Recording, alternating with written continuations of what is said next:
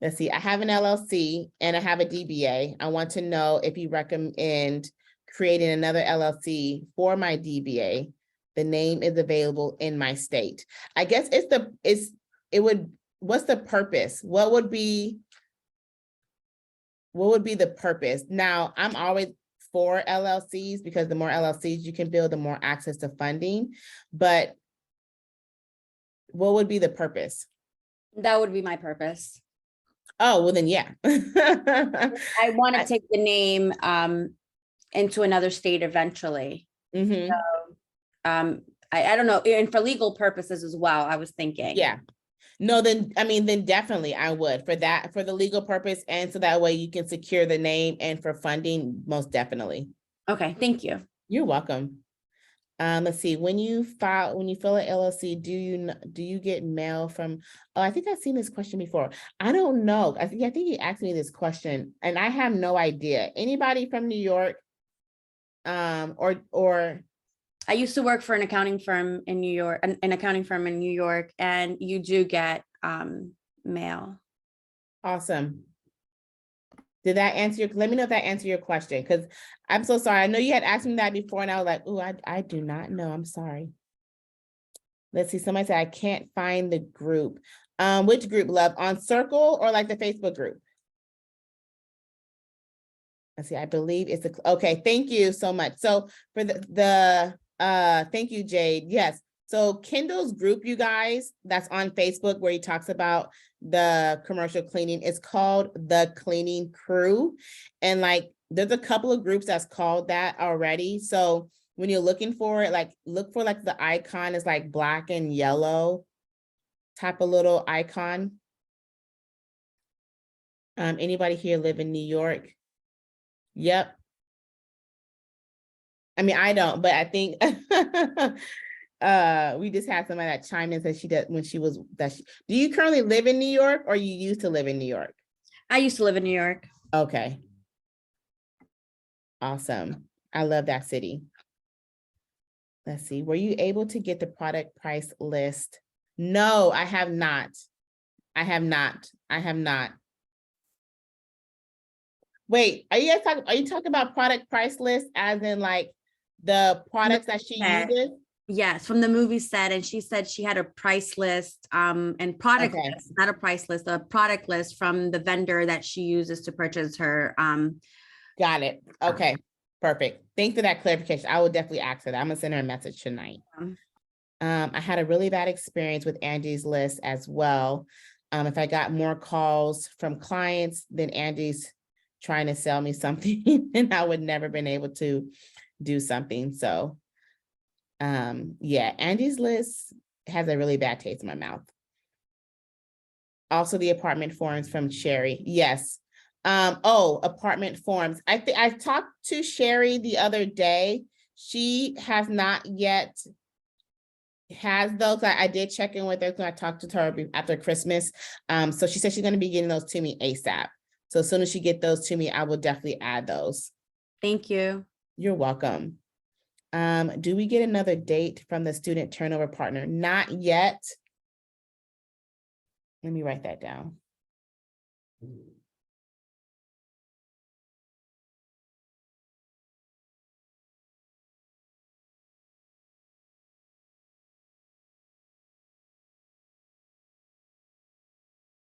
How do you guys attach apps or forms to your Booking Koala website? I've been having trouble doing this with my Jot form. That's a good question. And I don't know. I've never attached a form. What is it for, like an application? Because if it's for an application, Booking Koala itself may not have an option for that because they specifically have like a hiring add-on option. So it may be something that you have to do like manually send to them, or let me know if that's what you're referring to.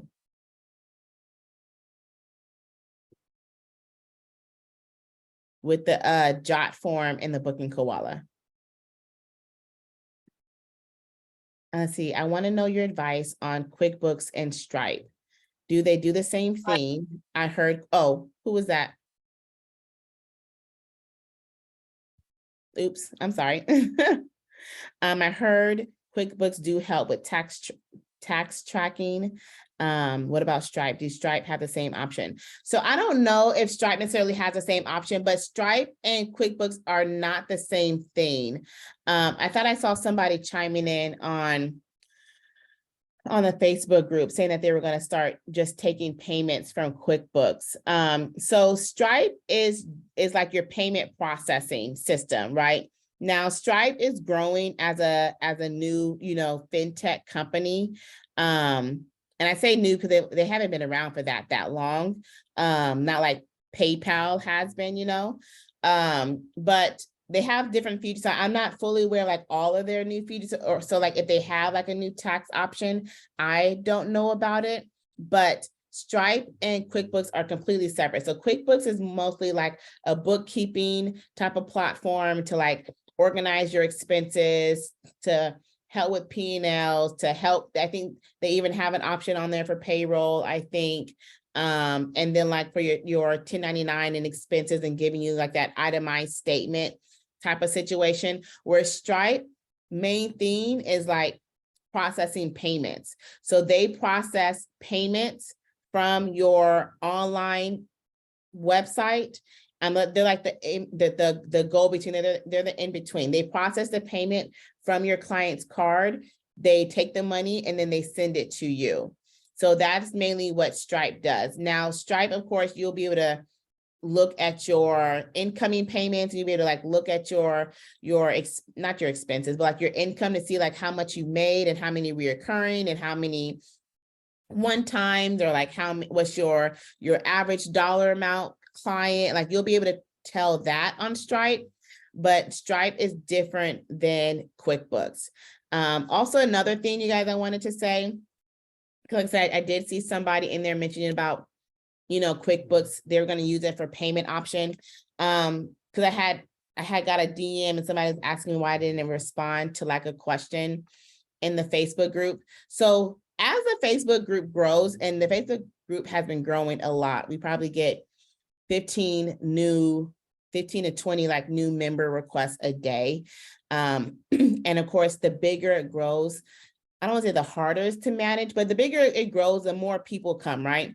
And there's a lot of different people joining that maybe have already been in the cleaning industry, whether they're like solo cleaners, or, like they've been working with somebody, or they just been in the business for a long time, right? So I guess what I'm trying to say is that, some people, and what I'm trying to say, like, I know that my way is not the only way, okay? I know that there are other ways for cleaning business to be very successful, to thrive in this industry, and to make lots and lots of money, okay? So I'm very aware that I didn't just, birth this idea, okay? But what I do know is that I tested and I tried this idea and it worked for me. And I have the system that I utilize in my business, the same exact system that I taught a beta class before going live with 20 individuals, and their cleaning companies have all been successful and thriving as well, right? So I see a lot of people chime in and provide advice that maybe go opposite of what I say or opposite of what I teach. And I don't never want it to be like a combating situation, because I try to avoid any kind of animosity type of situations, right? From my path, I try to avoid all of that, okay? Like I don't have no time for that. So sometimes I don't necessarily speak against maybe what somebody else is saying, because maybe they're brand new, they don't know. And I think there's a time and place for everything, and trying to correct somebody in a public place, a social public place, right? I think could bring more harm than good. And then if somebody ever has a follow-up question on a feedback that somebody else gave that may be different from what I normally teach, then people normally DM me, or you can always feel free to DM me. But I just wanted just to say that as the group grows, there will be lots of other opinions and people that come into the group that may say something completely opposite of what I teach, or completely opposite. And I'm not saying that their way doesn't work. I just want to make sure that we handle it with grace, because I do see some of the response, and I'd be like, okay, that's kind of different. All right, you do you, boo, right? But as the group grow, we'll see a lot of that. And I'm excited for growth, but growth comes sometimes, some frictions. So I would not recommend that you process your payments through QuickBooks. I would recommend that you process your payments through Stripe. I also don't recommend PayPal. PayPal is more of a consumer-friendly company, where Stripe is more of a owner-friendly company, meaning that if somebody comes to do a back charge, like they're going to give you help and help you to be able to fight that claim. Where PayPal, they're gonna be like, shoot, give me that money back. They said you committed fraud, so you give them that money back. Okay. So that's why I prefer Stripe over PayPal. Square, I don't have experience with Square, so I don't have enough, information to be able to like know how that company works or not. Naomi, do you have your hand raised for another question, love, or is it still raised?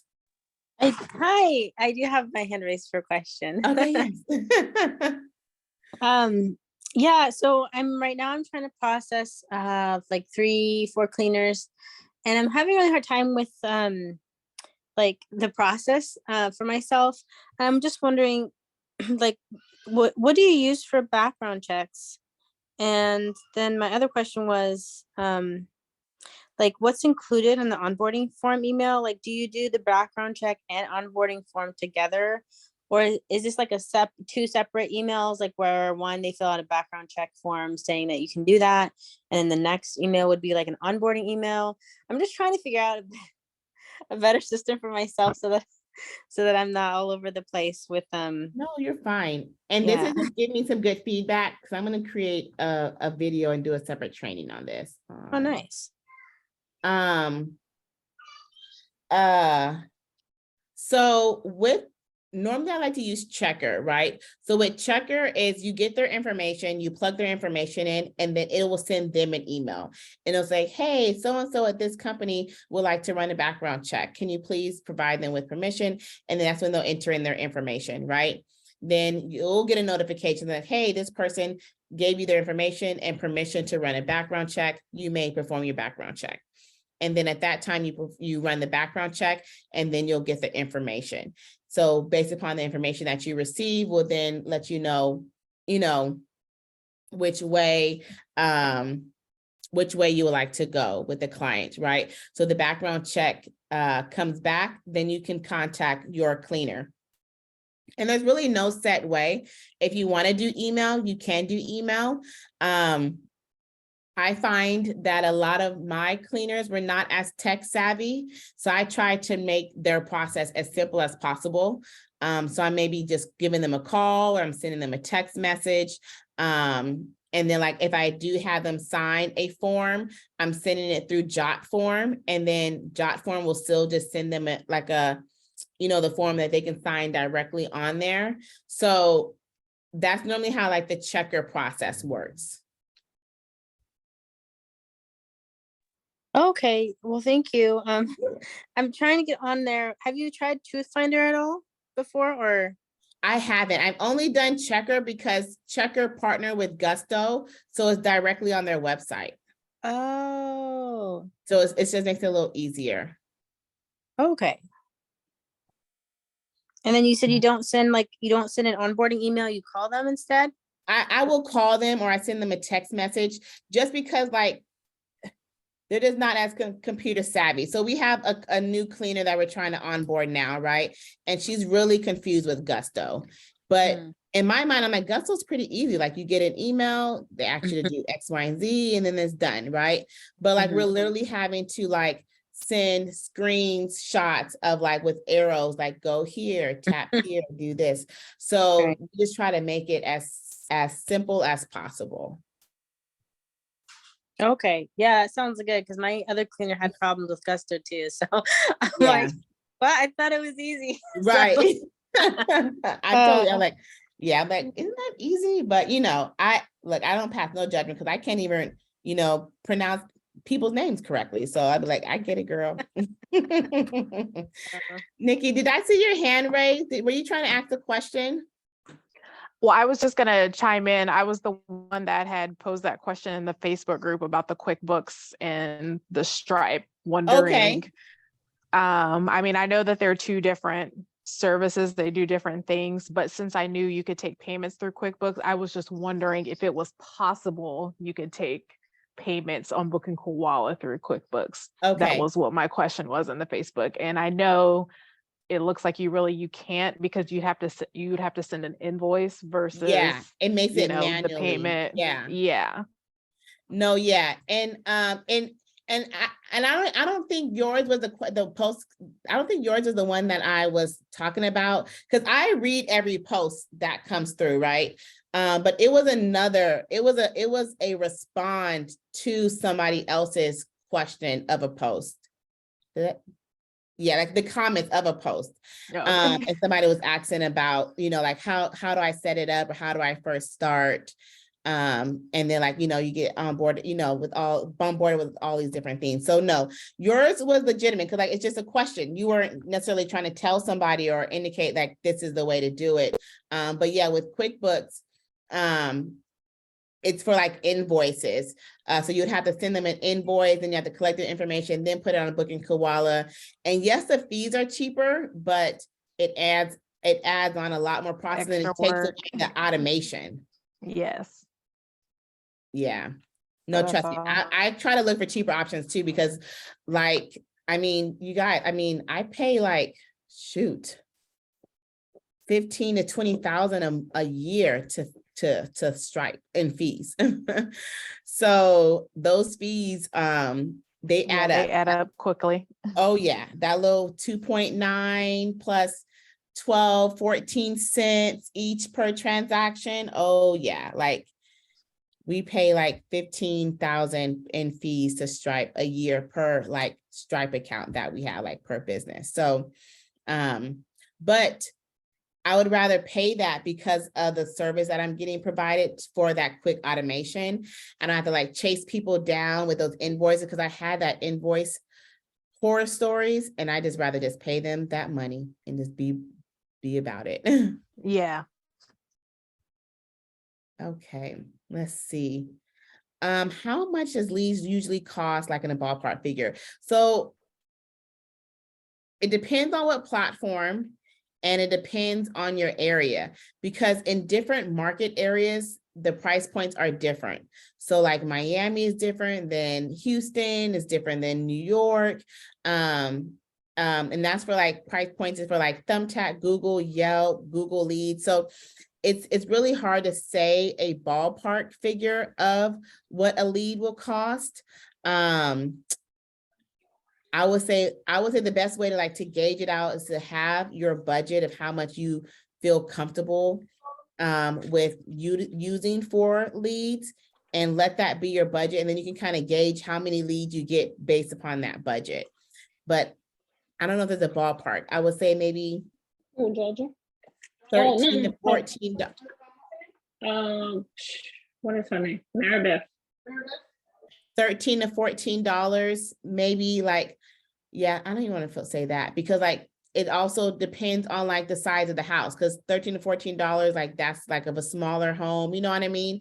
But I'll say like just find a healthy budget, let that be your price point budget, like your marker to kind of gauge how many leads you get per that budget. Then you can kind of feel, can I put in a little bit more? Can I put in a little less?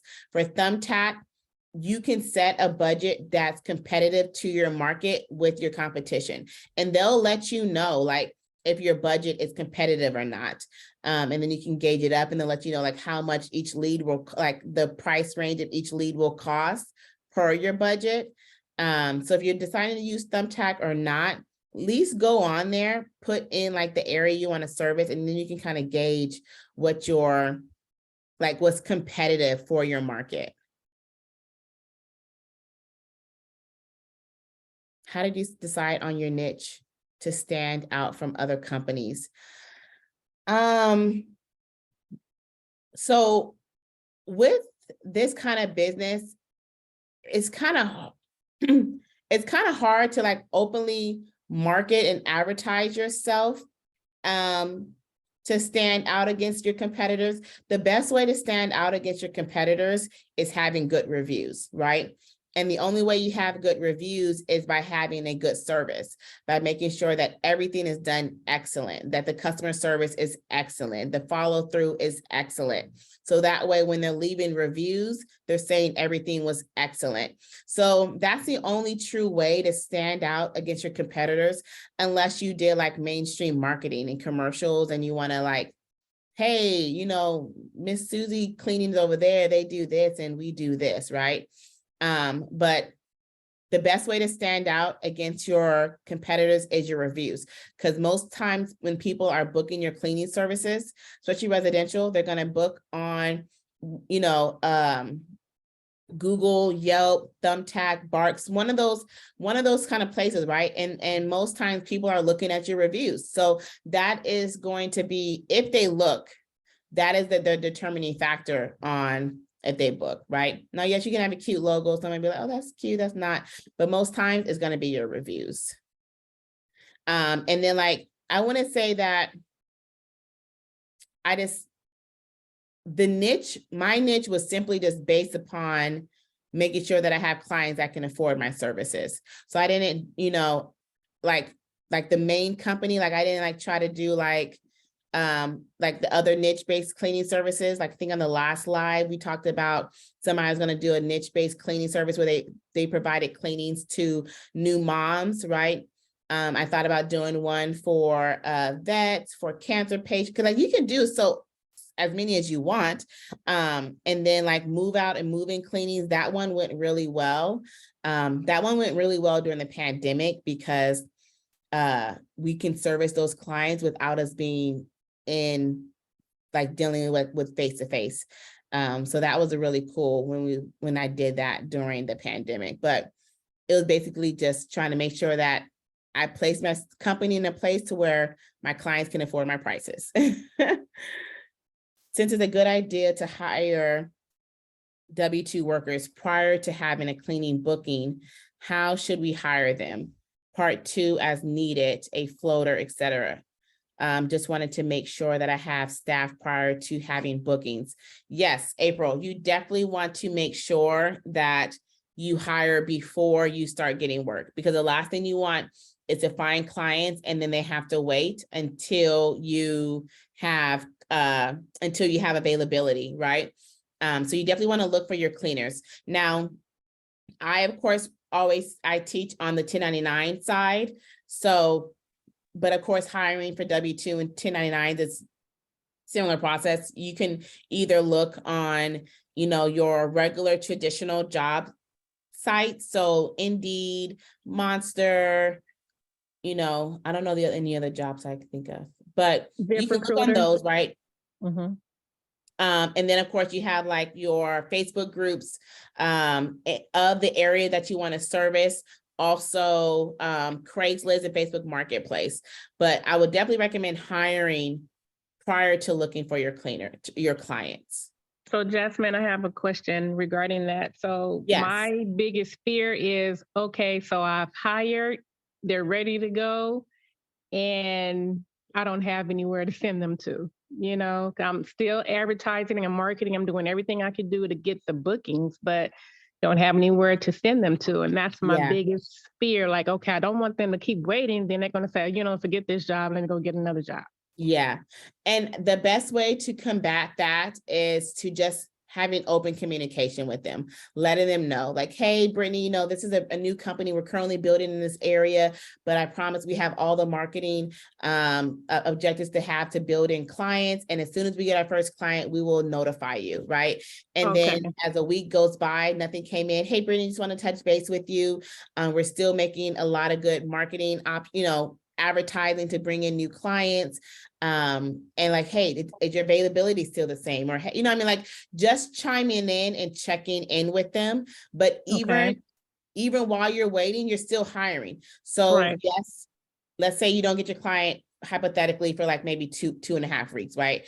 And Brittany's like, you know what? I waited a week, I'm done, but you're still hiring. So now you have Ashley, and Ashley's like, okay, thanks so much for keeping me updated. I appreciate it. Hey, Ashley, we have our first job tomorrow morning. Are you available? Boom. Got it. Yeah, makes sense. Okay. Okay. Thank you so much. You're welcome. Okay. I use Square and it's going good so far. Awesome. Awesome. Somebody said they're using Square and it's going good. I have a question. Yes, please drop your question in the chat, or you can raise your hand and I'll call on you.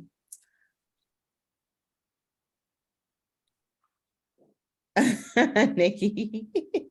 Yeah, she was needing some help, but we got it together though. I'm sorry if my question is on repeat. I have a question, please. Yes, no, ask your question. You can just drop, I see, just raise your hand. Okay, I'm coming for you.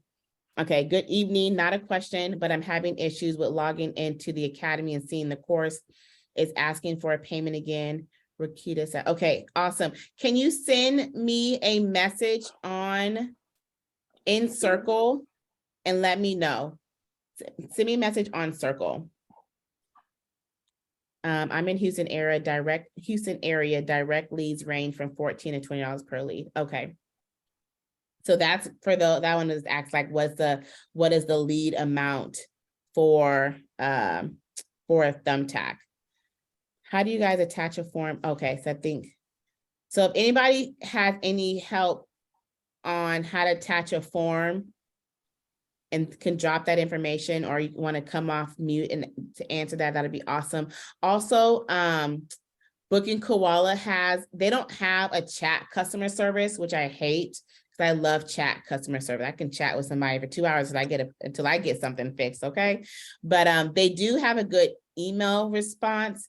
So I will normally just email them. And if I ever have to email them, like showing something, I will just like send screenshots and I'd be like, look, I need to figure out this. I even sent a video one time that I couldn't explain what I needed help on. And I was like, look, I need help with this. And I sent that video. Okay. And they'll get back to you with screenshots. I'm like, come through with the screenshots. So I made an onboarding form, Viva Jot form, but don't know how to attach it. Was gonna just send it to me. Yeah, like I said, you can just send it in an email. Does Jot form have the link too? Do they have a link? Yeah, it gave me a link to my you can just send form or them a whatever. link. You can just send them a link too. Would it be possible for me to switch the card that I have on file? Yes, send me a message. Charlie, send me a message on Circle. I've been trying to work with Stripe so they can like get me a back end.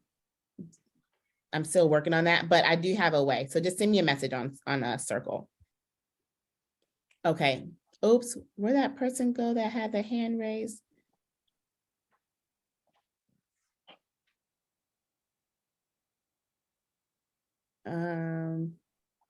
Oh, there they go. They're coming back. Okay. Okay. Tawana, did I say that correctly?